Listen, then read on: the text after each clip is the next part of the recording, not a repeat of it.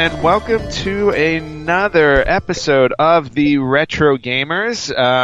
We're having a little bit of an unorthodox week. You're not used to hearing me first, but Anthony here. And Captain Nostalgia here. Yes. Larry has decided to take a sabbatical this week. To my understanding, I think he is lamenting the loss of his precious Virtual Boy that he purchased last week at the Long Island Retro Gaming Expo. But that's just me. Standing in for him, the wonderful Josh from Victims and Villains, also aka Captain Nostalgia. Josh, how are you doing today? I'm doing really, really well, and I have mixed feelings about Larry and his Virtual Boy. Well, I don't have mixed feelings at all. We all know how I feel about the Virtual Boy, so there's really nothing. There's nothing more to say to that. But what are your mixed feelings? See, I ask. I have mixed feelings because I feel like Larry's quest for a Virtual Boy is kind of ingrained into the retro gamer's identity now.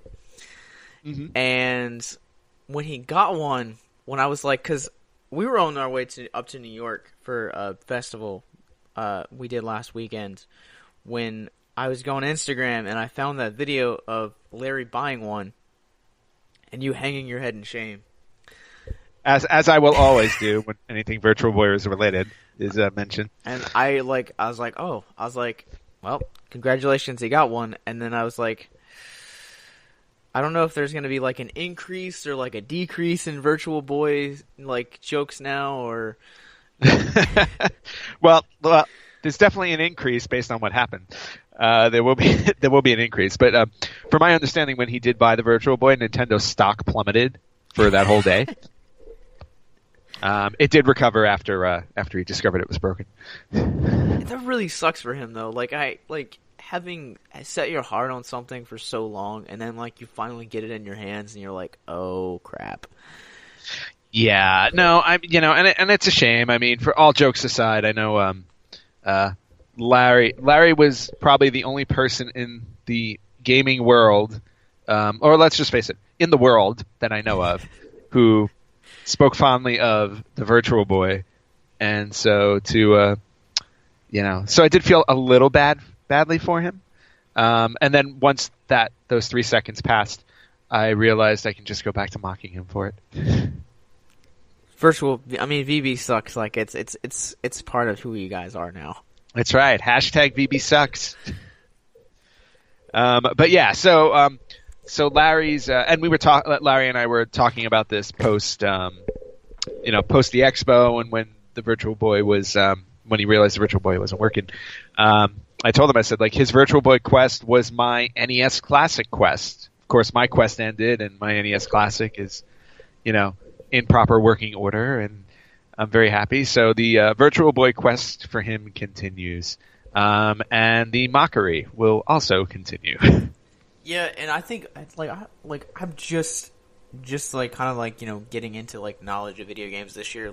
Virtual Boy's not really it's not really a console that's easy to find, so it'll be a quest. It'll be a saga for him for many years. Oh yes, and and I'm sure one day they'll make an RPG out of it, just for him. Larry's Virtual Boy quest. I'm gonna copyright that right now so that I can cash in on that. But so Larry's quest continues, and they are kind of hard to find because the system was only being made for, I think, maybe roughly a year or a year and a half. It sold, I think, a little under 800,000 copies, or consoles, which is kind of brutal. So the rarity of it is definitely an issue. But I have faith in Larry. If there's anybody who can find a broken down Virtual Boy console that nobody should ever own, it's him. So you never know with the way that technology is nowadays and the nostalgic nature of how Nintendo likes to cash in. So say that Larry's not alone with the whole Virtual Boy, they could do a Virtual Boy VR. kind of like add on that like you could actually get like with the way that PlayStation does VR, like you could actually re-release all the because what like Virtual Boy only had like under 20 games, didn't it? Yeah, it didn't have that many games at all because they didn't get I don't know if they had any third-party licensees or licenses. So I think so they just didn't make that many games. Most of all the games were pretty much their own. But yeah, I mean, if Nintendo wanted to go the VR route, I'm fairly confident they would not use the Virtual Boy technology in any way, shape, or form. I don't think, I mean, we're talking about a system that was trying to do somewhat of VR, like 20-something years ago. So, I mean, you're probably true in that because they probably honestly, it's like being a comic guy. Virtual Boy is to Nintendo what the Catwoman movie is to DC. And Batman vs. Superman, and Man of Steel, and Superman Returns, and what? Whoa. They're not trying to make you forget about those. Maybe Green Lantern. Maybe. Oh, and Green Lantern. Batman I missed Forever. that one. Sorry. I'm sorry, Batman and Robin. Oh, and Batman and Robin. Those are probably see, you just set yourself up with that one. The Virtual Boy is equivalent to the DC universe of films, excluding Wonder Woman, of course. It's to each their own. To each their own. That is very true. To each their own. But getting back to Larry's VB quest, but and discussing. Last week we were actually live. We did a live podcast for the first time from the Long Island Retro Gaming Expo, and I flew to New York.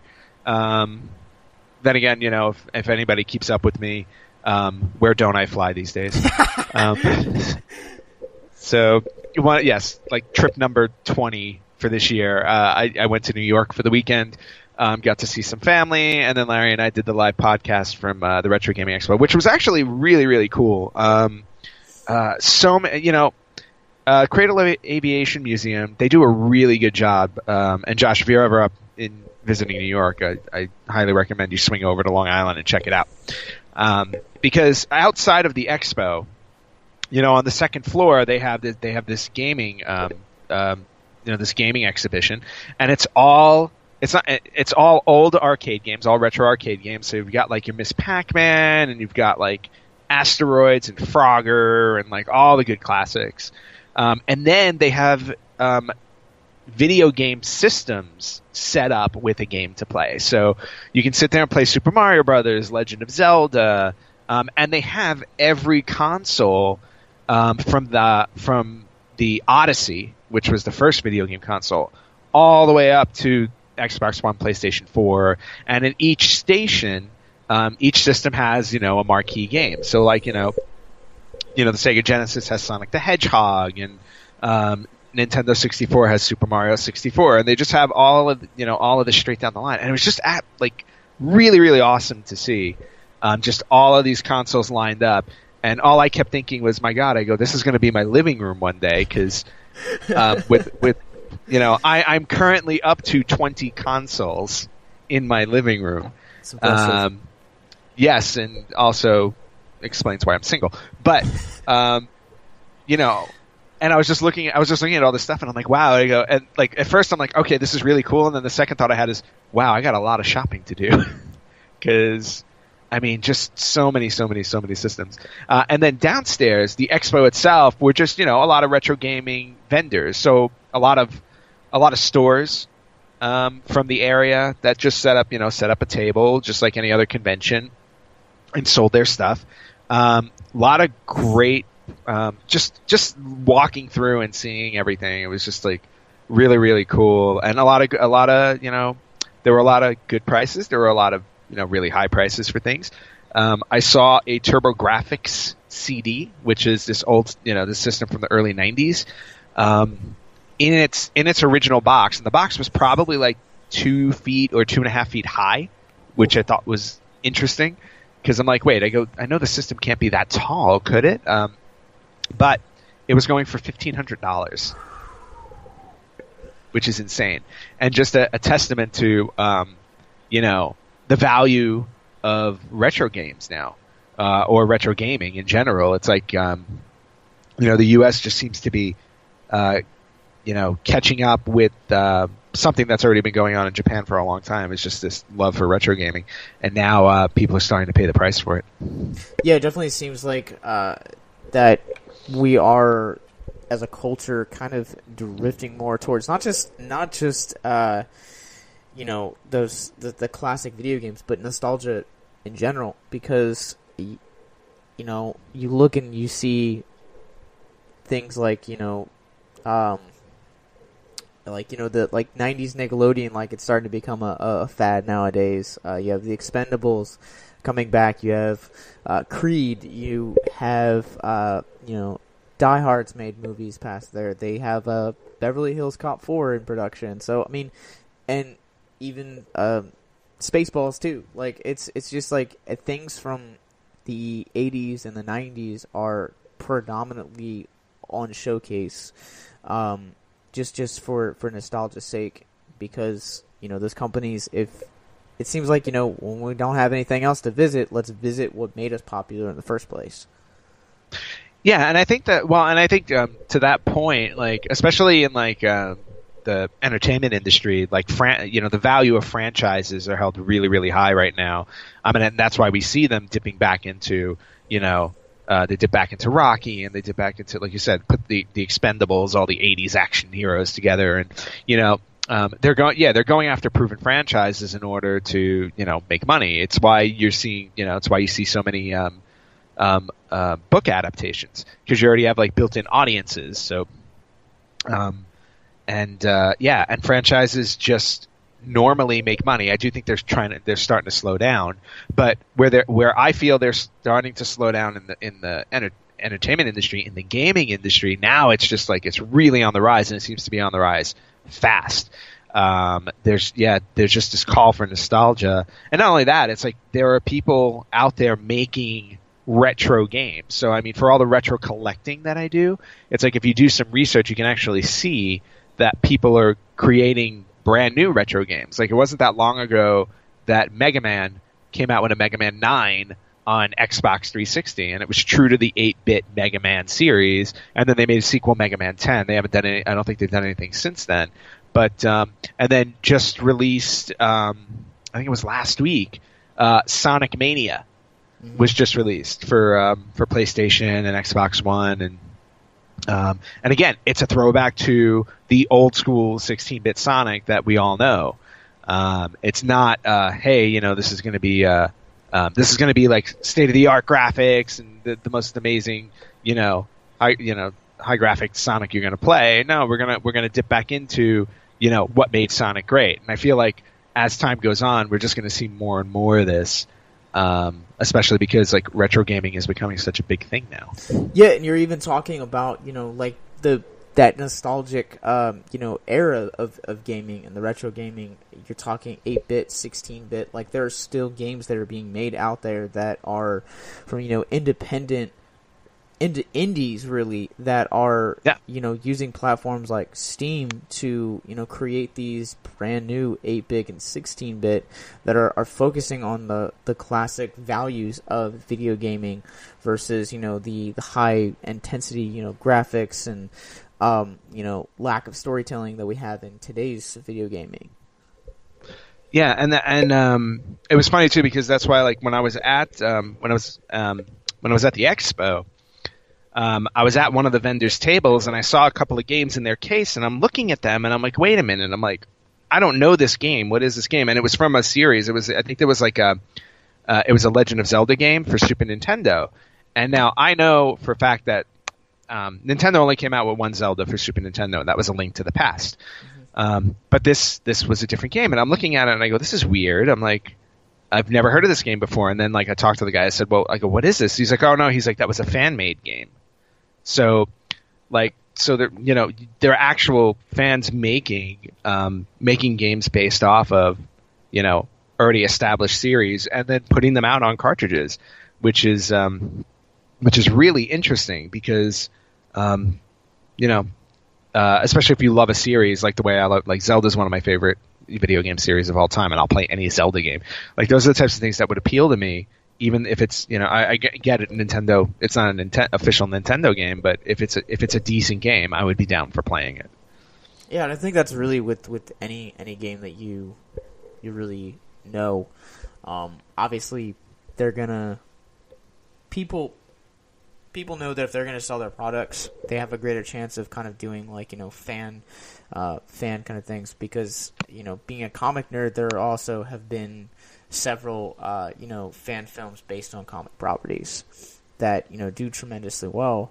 And so it's not surprising to find out that there are also video game entries in the same realm. Yeah, exactly. And I think I think that trend is just going to continue. The more people, the more interest that retro games have. And like you said before, Steam has definitely kind of led the way with bringing back a lot more of like the 8-bit or 16-bit era. So. And now that you can buy a Steam, I mean, it's been available for a while, but there's an actual Steam engine console, a physical console that you can buy and hook up to your TV, so you don't have to play them on your computer if you don't want to. So I just think that trend's going to continue, and it's only a matter of time, I think, before we start seeing more consoles being released that are done by independent companies. I think Atari right now is taking that risk. I mean, granted, they've been established before, but their announcement for a new console just shows that it's like it's a big market now, and people can grab a piece of it. It doesn't just have to be Sony, Nintendo, and Microsoft anymore. Yeah, and I think even with these I don't even sure what they're called, but like the monthly subscriptions that Nintendo is doing, and the PlayStation, and I'm probably sure that there's going to be other platforms that are going to offer it. I would assume Atari that you can play pretty much all of the library of those games, and that's a further testament to the demand for retro games. Mario, so on and so forth. Well, yes. Well, we can leave that there. But yeah, I mean, I just think that it's just going to grow. And like from like what I saw at the Expo, I mean, the Expo was packed. Larry and I were lucky enough to get in. We got in before doors opened because he knows the guy over at the museum, and he got us on a list and all that. Larry threw his weight around with the with his retro cred. And and before the doors opened, Larry already bought 2 systems. Like right by the time the doors opened, he had already had 2 systems in his grasp. He had the NES and he had the Virtual Boy. And then after that, when the floodgates opened, it was just really, really crowded. So there were a lot of retro gamers there. Yeah, I'd imagine. And like an event like that, like it's obvious that especially in a city like New York, you're looking at when there is a market like retro gaming, it's probably the equivalent to Comic-Con, I would imagine. I mean, maybe not as big as the Javits Center, but you're gonna be able to fill up a building fairly quickly. Yeah, and they did that really well. And then just a little shout out to my friends Frankie, my cousin Michael, Christine and Charlie, and Mary, who all came out to visit not just the expo, but to visit me and Larry while we were there. A big thank you. I know Charlie tried to steal the Virtual Boy just as we started our podcast last week, and you know what? I didn't want to say this to Larry when we were there, but you know what? That might have been what broke it. He grabbed the box and ran away. That's right, Charlie. You broke the Virtual Boy.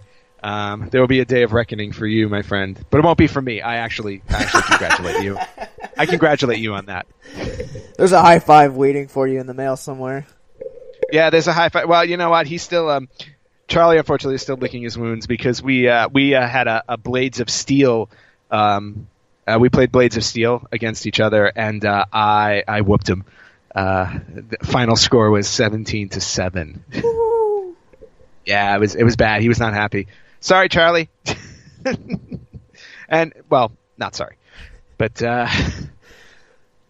but yeah. So the Expo was a big success. I felt like our podcast went really, really well. Both of us wound up walking away with a bunch of stuff. Like I said, Larry. I mean, when he had left there, he had a Virtual Boy. He had an original Nintendo action set in its box, which was really cool. It was really cool to see the actual box and everything in the box, which was nice. And then he also picked up a small PlayStation 1. Saw that. Yeah, which I didn't it's funny. I must have missed that one because I didn't realize they had made one that small. Like, it's super small. Yeah, they had done them for the. I want to say they had done like alternative designs for both PlayStation 1 and PlayStation 2. So the PlayStation 1 was it was pretty much a regular controller. It was just for a regular console. It was just miniaturized. And they also did the PlayStation 2 where you could set it on the side and open it up. Nice. And it would actually have like a television. I think they also did one with the Xbox, but like consoles like that, like the miniaturized and like the television consoles, like they didn't produce that many of. No, and it was really cool to see them. Like, I also saw like somebody was selling, and I had forgotten about this, but the GameCube had a monitor attachment that you could purchase, and somebody was selling that, and I was like, oh wow, I completely forgot about that. And that was really cool. But just just overall, like looking at all the stuff they had there, one guy was selling instruction manuals to old arcade machines, and he was also selling the artwork that went on the machine. So the marquee, just the marquee on the top of the arcades. Like he had like a stack of them, and they were glass, and it was really cool. And I was hoping to find something that I wanted, but I did not. But yeah, so Larry made out with 3 systems, and he got a few games. He didn't buy that many games because he spent all his money on systems. And then I was on the hunt for a copy of Chrono Trigger, because that's also probably one of my favorite games of all time. And Chrono Trigger is a little hard to find. And the prices they had there I thought were a little high. One person had just the cartridge for $100, and I am now granted, for the more expensive games, I'm fine with just owning cartridges, but and I've said this before on the podcast, I like to buy the game as complete as I possibly can. I want the box, I want the instruction manual if I can get my hands on it. And somebody at the Expo there were only 2 people I saw with Chrono Trigger. It was that one and one other person who had it complete in box. It was open. It was a used game, but he had the box with the manual, and he was selling that for $260. So that was a little too rich for my blood. So I decided to pass on it, but then I wound up buying. I think I walked away with like at least 20 games at the end of the day. Yeah. Which was maybe not 20, but like I definitely got a fair share, including the original Haunted House game for Atari 2600, which I loved. That was one of the best games to like sit in your house and play in the dark. Nice. Because like when you play that game, you were literally you're just a pair of eyes on a screen, and you're just walking through this haunted house trying to find what you need to do to get it back. It was just really, really cool. And then picked up a few for Sega CD. I've found my love for Sega CD to be a little.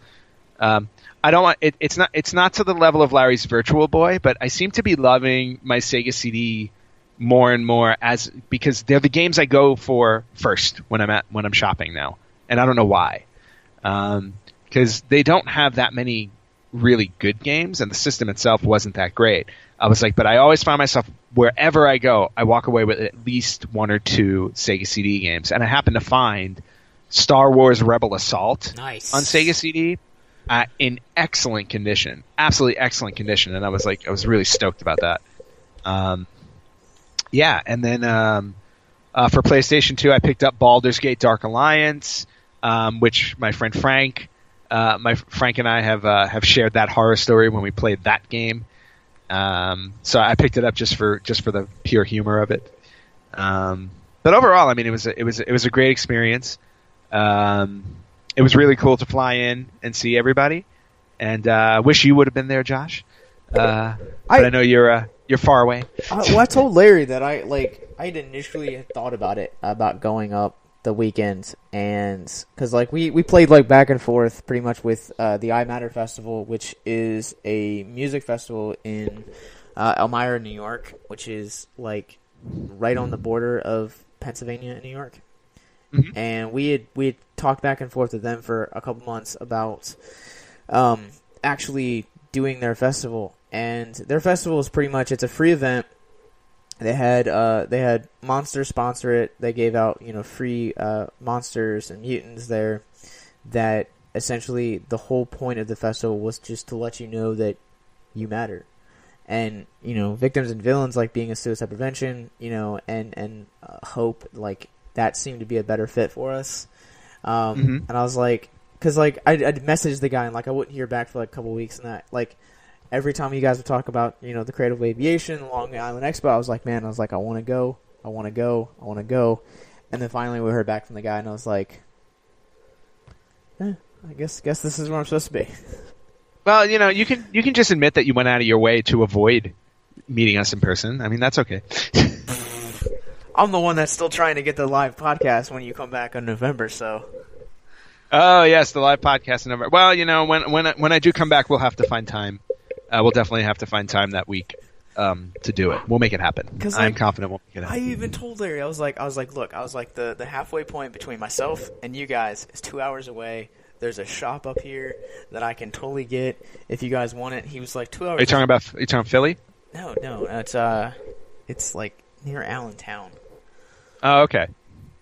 That's doable. Yeah. Well, you know what? I'll make it happen. How about that? Yes! I will make it happen. Okay? Larry's going to listen to this episode. He's going to be like, oh, hell no. He's I don't travel. We will be there. All you got to do is tease him. You can say the shop has a Virtual Boy. I could. I think it's a board game shop, but, we could do that. Shh. He doesn't know. And maybe he won't listen to this episode. He's all, he's all, it's like wrestling mecca for him right now. So he might skip over this episode so we can plot. It's just like deja vu. He hears it in 3 or 4 months. So exactly. He'll be like, wait a minute. That's where the course of that started. Exactly. That's when you guys started plotting. I can also just rent a car with a big trunk and throw him in it. I mean, there's always that option. That is true. He won't know. I'll be like, there's a Virtual Boy in the trunk. Just shove him in. Yeah, and so just moving on a little bit from the Expo. So like I said, saw a lot of games there. Of course, there were plenty of interesting games I never heard of. And you know how I like to do this little I started doing this little segment on the podcast called Wacky Retro Games. Because I feel like there are so many weird games out there. And they're games we're probably never going to talk about because they're super obscure or they were super strange. That I introduced this segment, and I thought, what a great way to showcase the truly strangest games in retro history than doing this little mini segment called Wacky Retro Games. And I've actually got a really good one this week. Although I got to say, I did love doing. There was a game I did a week or two ago. I think it was 2 weeks ago called Toilet Kids. Yes. Which involved a flying toilet. Oh, man. The screenshots on that were so bizarre. Oh, my God. That was amazing. So I don't know if I'll ever be able to top Toilet Kids. I mean, I got to say, that one was, that one easily outdid Lamatron. But this game, the game I'm going to talk about for this week for Wacky Retro Games is it's something that was actually released in Japan and in the US. So I think the last two games, well, Lamatron was a hack kind of, but Toilet Kids was just in Japan. So this was an interesting one that I found. It was released on the PlayStation 2 in June of 2001 in Japan and in March of 2002 in the United States. And it was created by Sony. So this was a Sony platform game. So it's first party for the PlayStation 2. And it's called Mr. Mosquito. I remember Mr. Mosquito. Do you remember Mr. Mosquito? I do. I think my cousins actually owned it. It was a weird game.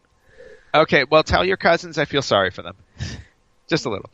But so people out there who are listening may actually have heard of this game or know this game. But I thought it would be a great wacky retro game because in the game Mr. Mosquito, the player controls a mosquito, he's the hero of the game, and he's taken up residency in the house of the Yamada family, and they're life-size humans. And the goal of the game is to feed off of the Yamada family because you're a mosquito and you have to live. So the goal of the game is to stock up on blood through the summer so that you can survive the winter coming ahead. So your job is to basically suck the blood from specific body parts of the family members without being noticed, because if you do get noticed, the whichever member of the family you're sucking blood from, they'll start to get stressed out and then attack you and try and kill you. So that, I mean, to me, I go, I need to get a copy of this because I want to be a mosquito and just suck blood off of unknowing humans. I mean, I don't understand where they came up with the concept. What would be a great hero for a video game? I know, a mosquito. Yeah, it's weird because like when we were up at I Matter last weekend, my brother-in-law was manning the booth with us, and like to pass the time, like I mean I won't say he's a video game junkie, but like he's just like constantly on his phone playing mobile games, and I was like I'd like lean back or like what are you playing? He'd be like Fruit Ninja, like what are you playing? Algebra Dash, or like something like all these like weird obscure games that like are now popular on mobile. Like Mr. Mosquito could have actually been a front runner for something like that. It could have been, and you know what? For all we know, maybe Mr. Mosquito will make a comeback one day. Highly unlikely, but who knows? But that is this week's wacky retro game, Mr. Mosquito for the PlayStation 2. If anybody out there is listening, has a copy of it or has played it, just sound off on our Facebook page, facebook.com/Retro Gamers Podcast, and let us know what you think about it. I personally will be on the hunt for Mr. Mosquito. It looks like it's because like I'm on Google right now, like searching like screenshots of it. It looks like it's a semi-adult because like there's like a Japanese woman bathing. The mosquito is like heading right for her breasts. There's a Japanese middle-aged man. All right. That all right. If Larry hears this, he's gonna run out and buy it now. He's going right for the gentleman's genitalia. Wow. There's a female woman that it's still man going right for the nuts again. Okay. Well, I guess maybe there's some like maybe that blood helps you really survive the winter. I don't know. But yeah, let's move on, shall we? Yes. I think this is a good point to move on. So I know, Josh, you've been helping us out now since we started doing these themed live streams of games. We started it last month with Castlevania, and this month we decided we were going to focus on wrestling video games in honor of WWE SummerSlam. Larry's a huge wrestling fan. He has been his whole life. I know because I'm also a huge wrestling fan and happen to be fortunate enough to have worked with WWE for a short period of time.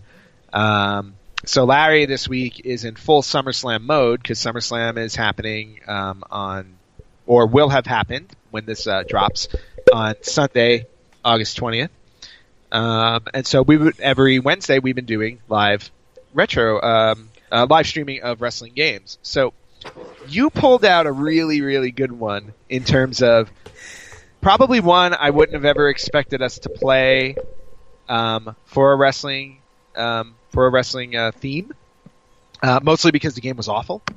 But wanted to talk to you about your love for Simpsons wrestling because unfortunately I could not find you a copy at the Expo. Nobody had it, but that was really a nice throwback. So did you own that before? I didn't like Castlevania 64 when we did Castlevania last month and Simpsons Wrestling this month. I never played before. Okay. And so, like, when I was doing research into wrestling, because, like, I'm probably out of all four of us, and I'm probably, like, the least, like, likely to like wrestling. I don't know. Like, I've never liked wrestling. And so, like, when we had set up August doing, we're like, let's do superheroes. I was like, cool, right in my wheelhouse. And then, they were like, it was like, I got outvoted to do wrestling. I was like, all right, I'm going to do something that's, like, really obscure. And I came across Simpsons Wrestling. I was like, I remember that game. And I freaking loved it. Like, I'm on the hunt for it now to actually, like, complete the game. Oh, wow. Okay. Well, I mean, you'll be happy to know that if you go on eBay, you can probably get it for $10 or less because nobody else cares about the game but you. I looked on it, like, I was on eBay and Amazon the other day, and, like, I'm like, oh, $5. Like, 25, 30. It's gone up. It's weird. I'm like, yeah, just buy the $5 one and call it a day. Yeah. But anyway, what I was going to say is, when you were playing it, though, was there a favorite character? Anybody you particularly loved playing? Well, like, I started out actually playing as Homer, and of course. The for some reason, like, there was a glitch that Facebook Live that actually, like, stopped streaming for like 15 minutes, and so I had died. So Facebook actually didn't get to see my horrible attempts as Homer Simpson. Nice. Awesome. But however, they did. So when I relaunched, I went into Groundskeeper Willie, and was, like, killing it out of the park with Groundskeeper Willie. So, Groundskeeper Willie is my favorite now.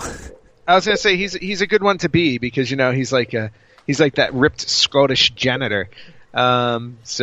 And also Larry's a huge Simpsons fan, so I'm sorry he's not here to talk about this, but I'm sure we'll talk more wrestling next week when he gets back, since he'll still be in he'll still have his SummerSlam afterglow, and we'll talk about it. But and wrestling games in general, like I've been playing wrestling games all the way back since the NES, if I remember correctly. I don't remember what my first actual wrestling game was.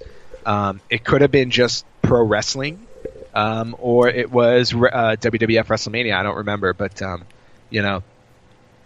playing wrestling games for over 30 years and following WWF, WWE, WCW for 30 years. There's a plethora of games out there to play. So when it came to my turn to play, my heart went straight to WWF No Mercy for the N64, which I think is arguably the best wrestling game ever made, and a lot of people agree with me on that.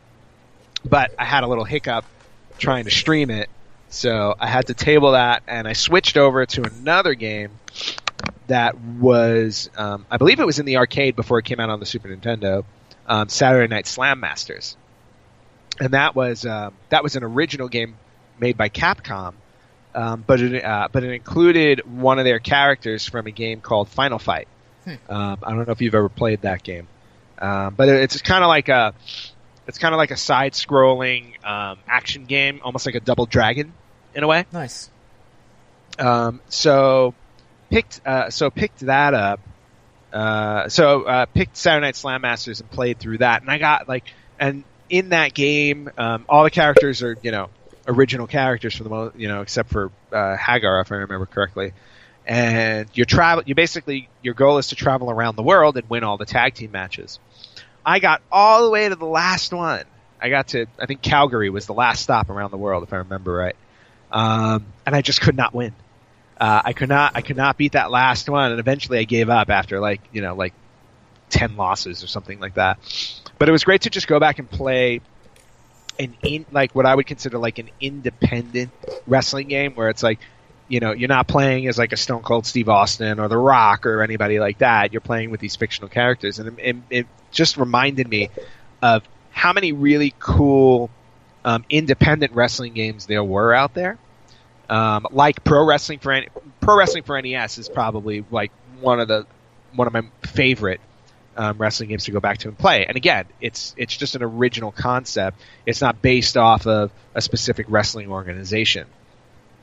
But whenever you talk about, some of the best, WWF No Mercy for N64 is arguably the best wrestling game.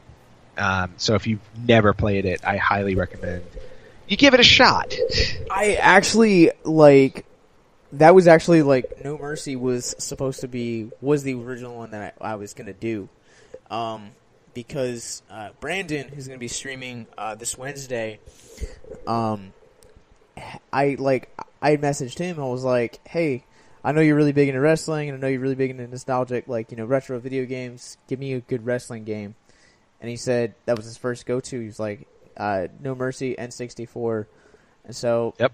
I was like, all right. Then I started doing research into some of the other wrestling games because I couldn't find an emulator for No Mercy. And I was like, I'm gonna go with Simpsons. But yeah, No Mercy. I've heard nothing but good things about it. Yeah, I mean, at the time, it had. It was actually the fourth game in. It was the fourth game in a series done by THQ. At the time, because they had originally done 2 games for WCW, based off of the same game engine, and that was WCW NWO World Tour, and then WCW NWO Revenge. Those were the first 2, and then they licensed WWF instead of WCW. And when they did that, they came out with WWF WrestleMania 2000, which was the precursor to No Mercy. And that game was awesome, too. But it was basically, they took that game, kind of perfected it, and out came No Mercy. And the cool thing about No Mercy, the thing that I liked the most, was that it had storylines. Excuse me. Bless you. Thank you. They had storylines for each championship title that you wanted to play for. So if you wanted to win the WWF Championship, you had a series of it was almost like a pyramid of options that could happen. So you play a match, and if you win, you go down Route A, but if you lost, you started Route B. So based on whether you won or lost, would determine what story you would get along the way. And they did this for all of the titles, and it was just really, really cool because you never knew what was going to happen based on whether you won or lost. So you got to unlock these cool little storylines that they had set up for it. And then it also probably, at the time, had the largest roster of superstars ever in a video game. So, you had, I just remember it was, endless. I feel like there were, at least 50 or 60 guys in that game. Yeah, it was just really, really cool to have such a large, large number of superstars to choose from.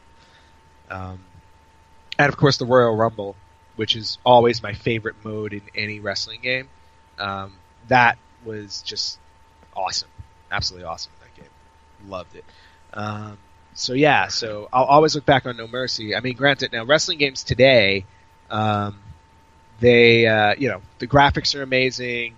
The rosters are even bigger. The last year's WWE game, I think, had over 100 superstars in it, which is insane. And then they have these story mode. They have story modes and rival modes and all these crazy things now. It's huge, but I still go back to that N64 one, and I'm like, nah. I was like, there's something about this one that just always felt like it was the best. And as good as they, as much as they've added to new games today, I feel like they've yet to capture the magic of that specific game. And I feel like that's a testament to the product that you put out, that, if you can continuously keep, putting out new products, but yet everyone wants to keep going back and saying, this is the gem. This is the one that you have to beat, essentially. That says a lot. Not knowing a lot about, wrestling or the wrestling video games, I've heard nothing but good things about No Mercy, and I feel like that's a testament to the product you put out. Yeah, no question about it. And of course, since WWE is the is the I don't want to say the last company standing. There are other wrestling organizations, but they're definitely the biggest wrestling organization. They've benefited from probably having so many different wrestling games on so many different systems. I mean, because they go all the way back to the NES. I don't think there's ever been a system, or for the most part, most major systems have had a WWF or WWE video game, which is really cool. Yeah, so you can just trace it all the way back. And since, and I'm sure we'll talk more about this next week when Larry's back on, because I know he'll love to talk wrestling games. I thought it would be cool to do this week's cheat of the week based on a wrestling game, since I knew we were going to talk a little bit about it. And of course, my cheat of the week will be based on my favorite game that I've just talked about, which is WWF No Mercy. Nice. So here is your cheat of the week for WWF No Mercy. Josh, should you go and pick it up? Here's how you can unlock Andre the Giant in WWF No Mercy. That's awesome. So there are two ways that you can unlock Andre. The first one is there's a mode in the game called Survival Mode. And basically Survival Mode is you choose a superstar, and then your job is to get through every other superstar. So you run a gauntlet, basically. You have to beat one after the other, after the other, after the other. And the very last guy who will come out is Andre. And if you beat Andre the Giant, you unlock him in the game. That's one way you can unlock him. The other way is if you play Championship Mode, which is if you go after the WWF Championship in the game, you have to win every single match in the second part of WWF Title Mode. So after you win the title, you have to win you have to defend the title, and you have to win every single one of those. And then in the very last title defense you have in that mode, it'll be Andre the Giant, and if you defeat him, he will be unlocked. So that is your cheat of the week for WWF No Mercy, how to unlock Andre the Giant.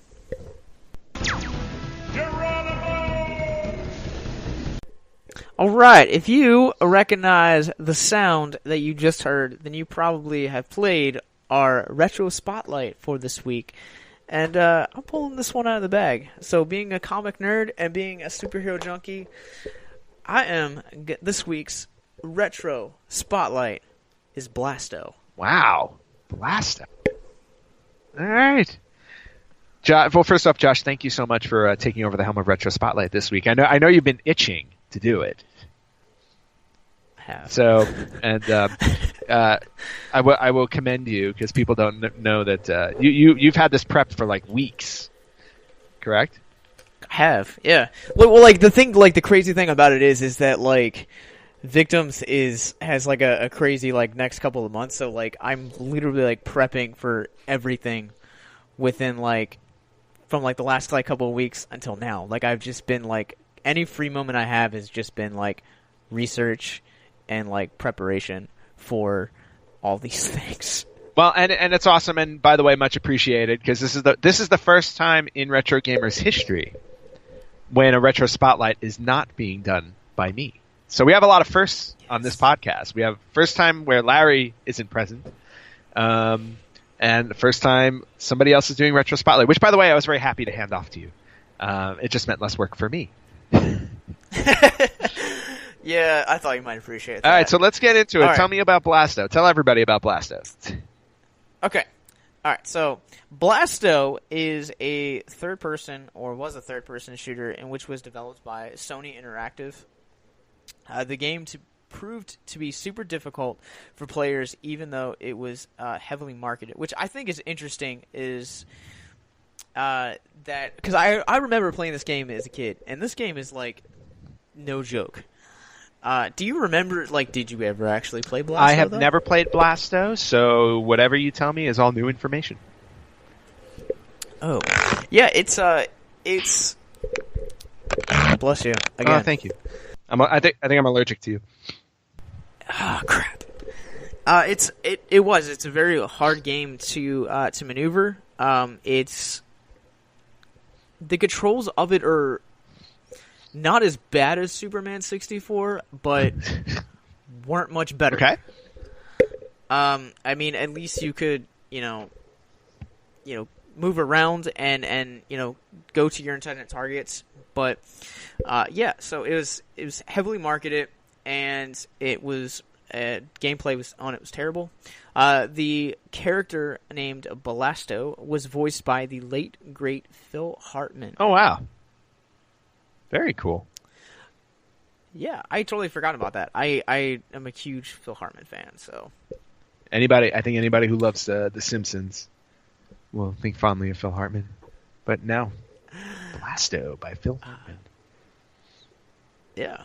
Blasto had a strong platforming factor with elements such as rotating 3D sections which have to be navigated while shooting at aliens, end quote. Ooh.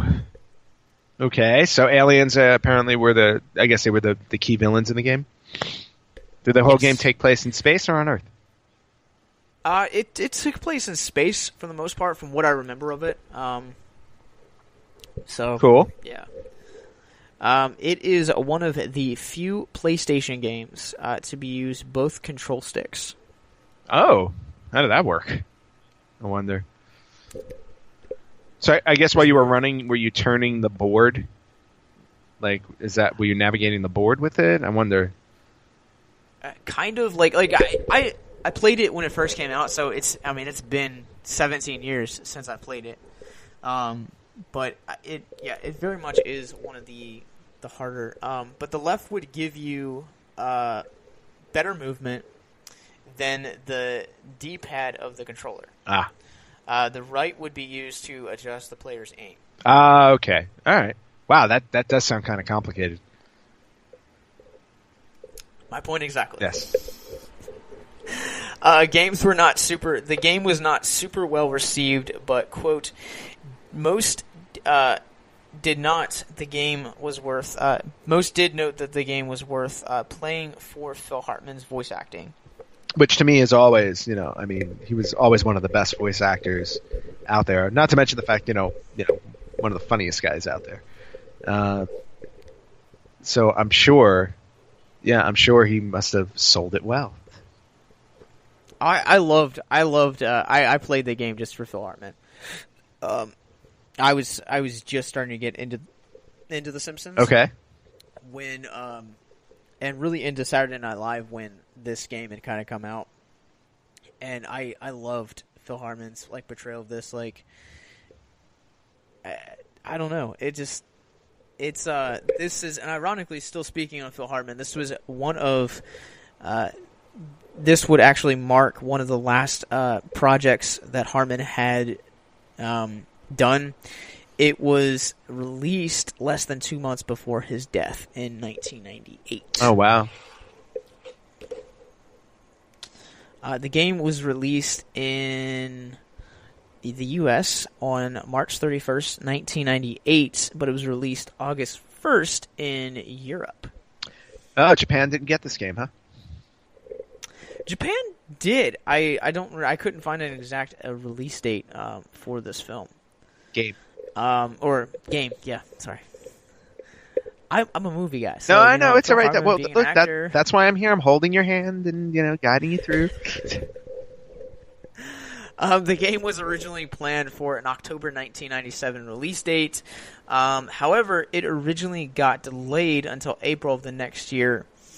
And this was due to the fact of Sony pretty much became, since this is a retro game, or since this is a retro podcast, pretty much became like Blockbuster. Their pride became their downfall. Uh-oh. Developers pushed it back because they were being too ambiguous with the original timetable. And because of the way that it was actually received and the difficulty of the level, it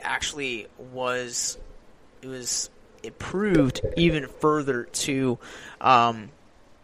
excuse me. That was the biggest complaint of people's was not only the gameplay but the game's difficulty. Okay. So it's not that they rushed the game, but it wasn't everything that it thought it was be. Like, it was hyped up so much that it ultimately just didn't live up to the hype. Well, that's unfortunate.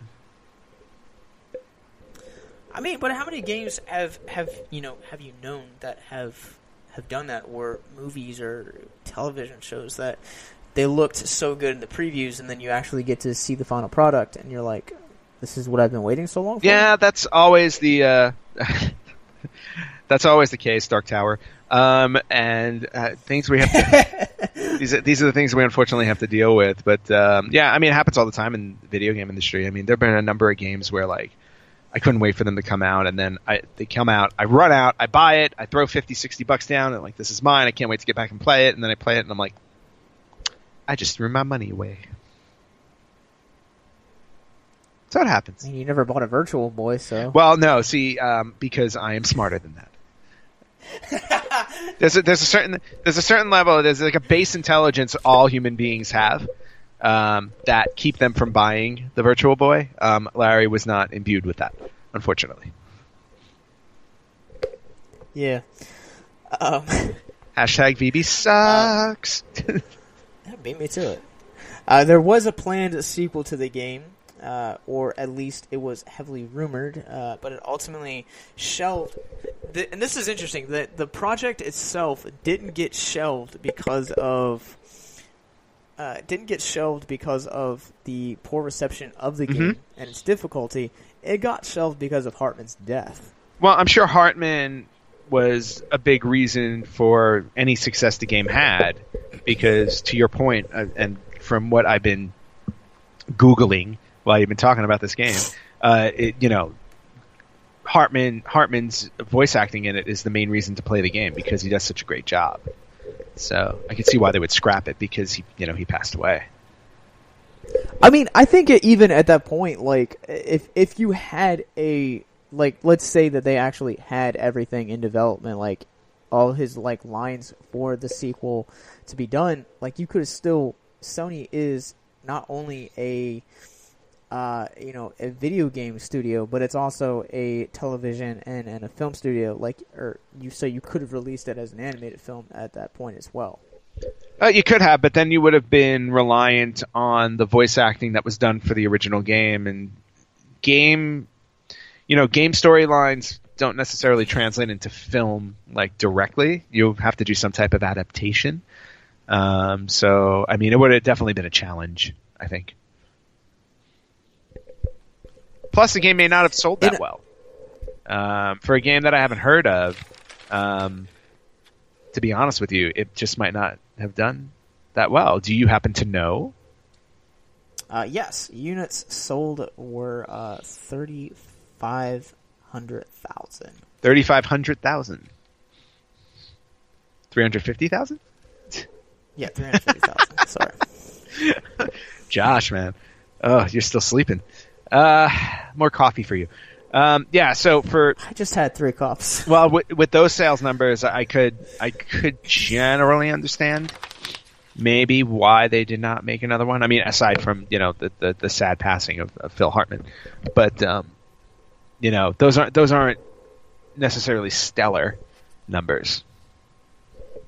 No, by no means. I mean, like to me, like the gameplay of it, I think was like you came for Hartman, but you left for the gameplay. Like as a gamer, it should be the other way around. You're coming for the gameplay, but you're staying for Phil Hartman, right?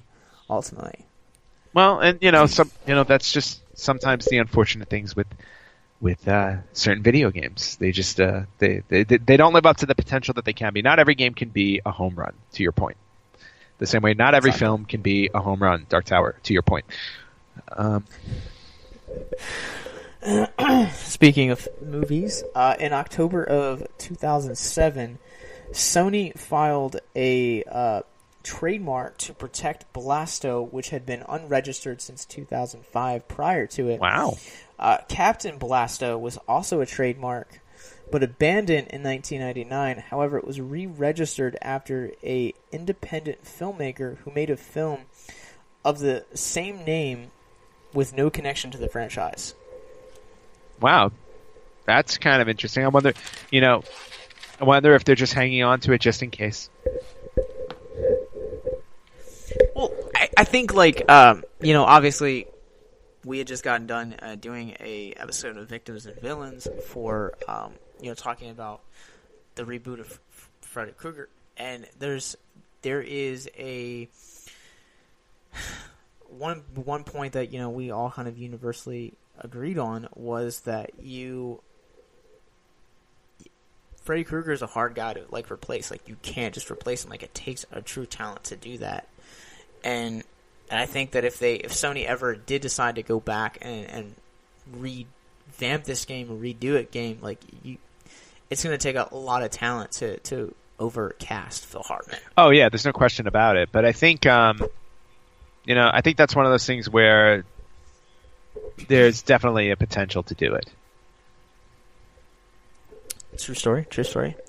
Throughout the levels of the game, you can obtain Rapid Fire Blaster, a Heat Seeker, a Nuke, a Fire Thrower, and an Ice Gun. Ooh, like that. Freeze your enemies? Yeah. Freeze your enemies to death? Just be extra a cruel. little bit of Mr. Freeze. Captain Cold. Captain Cold. And this is an interesting one. This is the last piece I got for you. This has nothing to do with the actual video game. But share it anyway. Please. Captain Blasto. The name Captain Blasto was actually featured as a superhero in the second season of Rugrats. And he was voiced by Adam West. That is just weird and not related whatsoever. They share the name. Now, see, had Sony known that, they could have done a sequel to the game with Adam West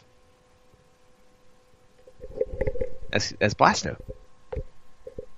I think then I wouldn't have minded that. I think, but at the same point, you also get into copyright. Well, yes, then you got to go get the rights to Rugrats, and automatically it's a kids' game. But there's a whole bunch of stuff going on there. But that's actually kind of interesting. So there are 2 Captain Blastos in the world. False. There's actually 3 Captain Blastos. Oh, that's right. You're talking about because this you movie. Have the independent film in 2005. Then you have the video game, and then you actually have the Captain Blasto Adam West from Rugrats. Well, that sounds to me like there are 3 too many Captain Blastos in the world. Which, ironically, the thing about Captain Blasto was, and I don't know if like this was a exact replica, but he's very much the way that his personality was very reminiscent of Zaf Brannigan. Okay. Who was also originally voiced by Phil Hartman until his death, and was revoiced by Billy West. Well, that's kind of awesome. I wonder. I'm guessing then that whatchamacallit. Wait, Zach Bradigan is. I'm confusing him with somebody else. Which character is that? Zach Brannigan was the super duper horny guy from Futurama that always wanted Leela. Right. All right. Yeah, that's what I thought it was. Because there was a Futurama video game also. Oh yeah, I remember you telling me about that a couple weeks ago. But all right. Well, Captain, what else can you tell me about Captain Blasto or what do you got? That is it. Now that concludes Retro Well, Spotlight. let's not conclude it just yet. So going back to when you played this game, did you ever beat it? No. I literally okay. So a couple months ago, I'll say this to your listeners. A couple months ago, I had decided that I was going to embark on playing Superman 64. Oh, yes. So that I could say that I did it. And Anthony and Larry are like, don't do it. Don't do it. Don't waste your time with it. We warned you. Literally, I got 10 minutes into it. And, the controls of it were so bad that I gave up. And, the controls on Blasto are very similar to Castlevania 64. Oh, okay. So yeah, that's not very good. because I remember playing Castlevania. I never finished Castlevania 64, but I played a good chunk of it, and it was so unwieldy. Yeah, so I maybe got to like the third level in this game. Like this was never a game that like I faithfully I would just get too pissed and didn't want to play anymore. All right, fair enough. And I think that will conclude your retro. This week's Retro Spotlight. Yes. And as we move on from that, well, first off, thank you, Josh, for doing Retro Spotlight this week. I appreciate it, and you did not disappoint in surprising me with your selection. I had no idea that you were going to pick a game. Well, first off, you picked a game I've never heard of, so testament to you on that. It makes me want to go buy Captain Blasto just to see what it actually is about, and it's only like $10 on eBay. So, yes, my choice came down between like either doing this or Jersey Devil. And Jersey Devil is a game that we're going to be talking about for the PS Midnight Cast in October. So, this one out. All right. Well, and that makes total sense. So thank you for that. And now I think we're going to move on to another mini segment that actually, and this is the debut of said mini segment. So, Larry, I'm sorry you're not here for the inaugural segment. But yeah, exactly, Josh. You get to reap the benefits of what I'm calling right now retro records. So this little segment that we're going to do from time to time will focus on world records, game-breaking records, notable records in retro gaming or video gaming history. So, and since a good portion of this podcast has been focused on wrestling games. We talked about our favorite wrestling games. The cheat of the week was No Mercy. I thought I would throw in one more wrestling game reference and talk about, for this week's retro record, the longest running wrestling game series in video games. And so and I believe we may have touched on this a long time ago on one of our podcasts, but the official retro record. So the longest running wrestling game series is called Fire Pro Wrestling. I don't know if you've ever heard of this series, but I have not. Okay, it's out of Japan. It's very, very few have been ported over to North America. In fact, I think more recent ones have been, but when this first started out, it was in Japan only. So Fire Pro Wrestling made its debut in June of 1989 on the PC Engine with Fire Pro Wrestling Combination Tag. That was the name of the game. Okay. Since then, they have had 29 games in the series. When you include spin-offs, it's 34 games. So there have been 34 games in the Fire Pro Wrestling series, starting in 1989 and going all the way to this year, 2017. The current game is called Fire Pro Wrestling World, which you can get on PlayStation 4 and Steam. So, congrats to Fire Pro Wrestling for having the longest running wrestling game series in video game history. And that is this week's retro record. Now, can you because we do live in a digital age, can you actually access these games on like platforms like Steam and like PlayStation Store? You can access probably a few of the more recent ones, but not the earlier ones to my knowledge. So the earlier ones you would actually have to go out and buy cartridges. And when I say you have to go buy the cartridge, that also means you have to go buy the system. So like you would need a Famicom or a Super Famicom or so on and so forth, because they were only for a majority of them were only released in Japan. I actually had one on my PlayStation 1. I believe it was called Fire Pro Wrestling G. And I had imported it, and there was a way to play imported games on your PlayStation at the time. So I did have one copy, and it was a great game. It had like 300 wrestlers in it. It was amazing. So so kudos for Fire Pro Wrestling for being around for now 28 years. That's pretty impressive. That's very impressive. So, really, really awesome. And now, Josh, what do we have next? Hey, this week in gaming! It's so much better live. Oh my god. I think my left ear just bled a little bit. So thank you for that. We're gonna go right into this week in gaming history, and we're gonna start all the way back in 1983. 1983. Uh-oh. I'm getting sound effects too, Josh. You're spoiling me. Especially because I always tell Larry not to do sound effects. You're allowed. You're totally allowed. Just don't tell him. We won't tell him. It's not like he'll ever listen. He'll never listen to this at all. So, going back to 1983, we got the Game & Watch widescreen of Manhole. Now, do you know what a Game & Watch is, Josh? I would imagine it's where one person plays and the other person watches. Oh, that's so funny. No, a Game & Watch was actually Nintendo's handheld series of games back in the 80s. So, remember those little handhelds that you would buy and play a game on? That's what they called them. They called them Game & Watch. So, this was one of their games. It was called Manhole. Moving on to 1986, on the Famicom in Japan, we got Sky Kid, which was an awesome game when it ported over to the U.S. Loved that game. 1987, big year. The 30th anniversary, too, now, of The Legend of Zelda on NES. It first came out in 1987, this week in gaming history. 30 years old. My favorite NES game.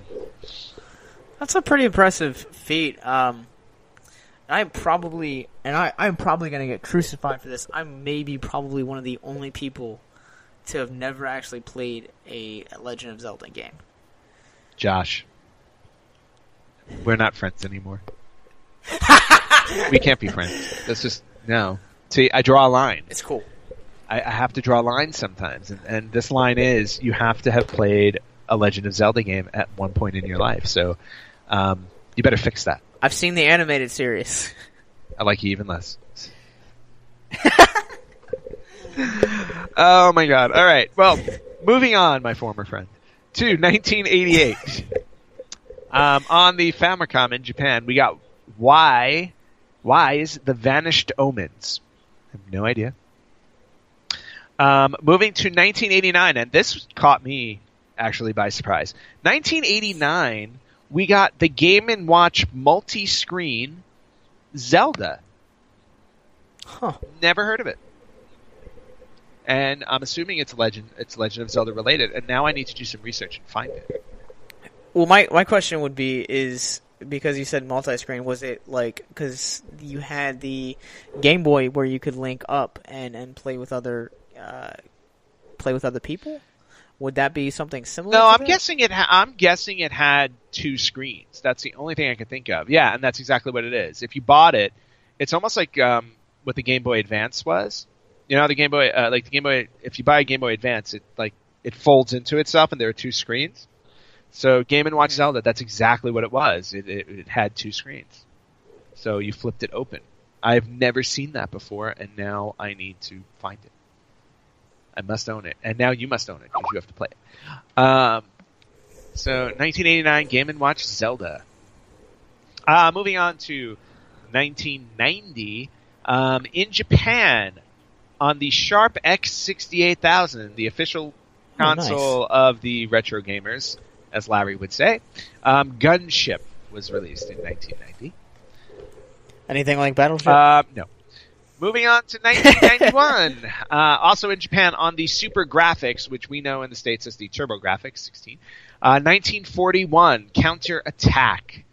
I don't know if that's related to the 1942 series, but I'm going to guess yes. 1992 on the Super Famicom in Japan, we got Kinnikuman Dirty Challenger. Oh, he sounds like that boy. It does, but it was actually I did a little bit of research just to see what the hell that title means, because I just thought it was weird. It was actually a wrestling game. What? Yep, Kinnikuman Dirty Challenger was a wrestling game. Came out in 1992. Is What? is it the game? You watch Family Guy? I do on occasion. Yeah. You ever seen the greased up deaf guy? Oh yeah. Is that kind of like you are you facing like someone that's like muddy or like greased up and you gotta like? I have no idea. Sometimes their titles just don't translate well. So you know what? If it's a dirty challenger, I don't want anything to do with him.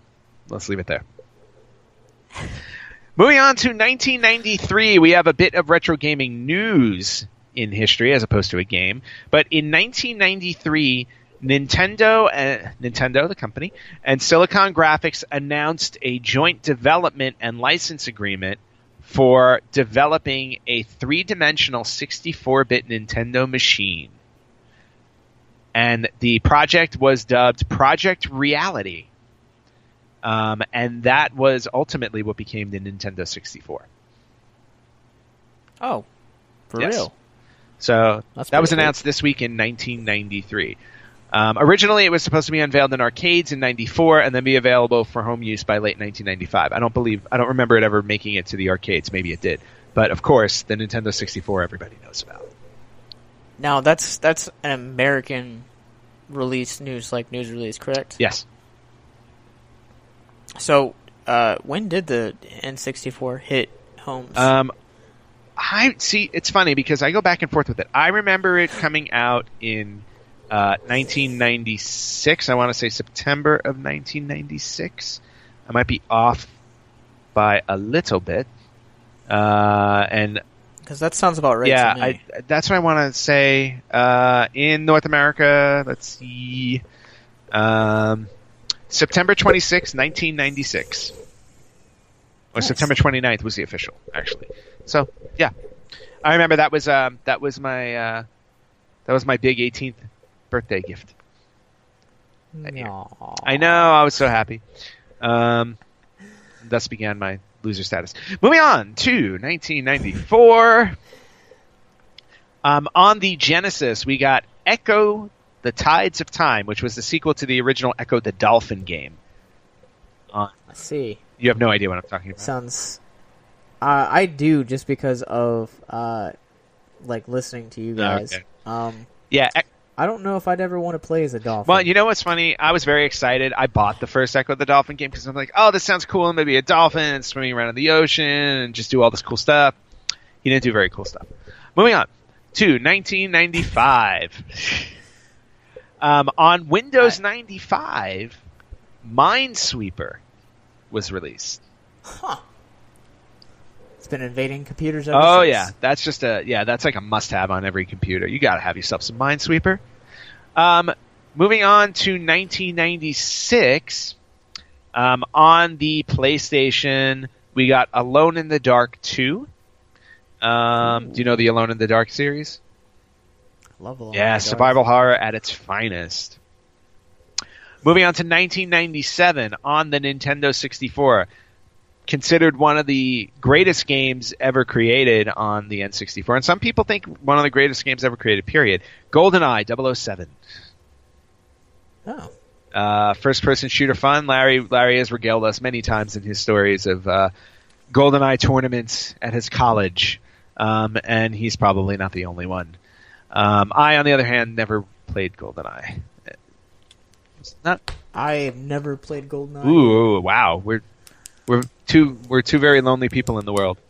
So many gamers have played that. We can keep each other company. Yeah, it's all good, right? Just me, you, a deserted island, and an N64. Moving on to 1998 for the Atari 2600, which is very strange considering that. Super Yeah, weird. I always find it weird when these games come out later, but it could be It's probably fan made. A game called Alfred Challenge. I'm just going to leave that there. I have no idea. Hold yeah. Because I was gonna say, like, you guys keep bringing up the Atari 2600 and maybe the Atari 5200. Yep. But it seems like those two Atari systems are kind of I don't know, like, because when you guys did a few weeks ago, when you guys did the retro spotlight on the Famicom, you guys had actually talked about how Japan had continuously produced games for that until like the early 2000s. So it's definitely possible that Atari could have been doing the same thing, and some of them actually just ended up porting over to our country. It's entirely possible, but I would say unlikely. The only reason why I say that is because there were a lot of what happened was there were a lot of fan-made games over time, and then there were also I had brought this up on one of the podcasts too. There were also contests to create your own like Atari game or Coleco game. So a lot of these games, they're all fan-made games, and they were made for these contests. So this could very well be one of them. But that's just what I'm thinking. Moving on to 1999 in Japan on the Neo Geo Pocket Color.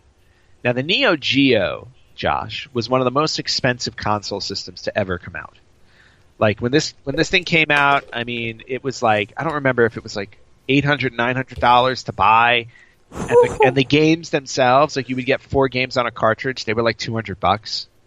So this was like a serious system. Apparently they had a pocket version. They had a handheld version in Japan. And in 1999, Pac-Man was released on it. Oh man! Even now, like I just Googled it. Like it's still over $200 for the system. Well, that's actually kind of cheap considering the retail price was a lot higher back then for it. So moving on to 2000, and you'll appreciate this one. On the PlayStation, on the original PlayStation, Spider-Man was released. Ooh, such a good yes, game. It was. Such I remember really enjoying that one.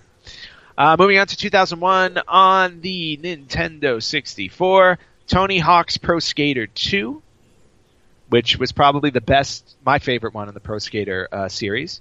And then jumping a year later to 2002, we got Tony Hawk's Pro Skater 3.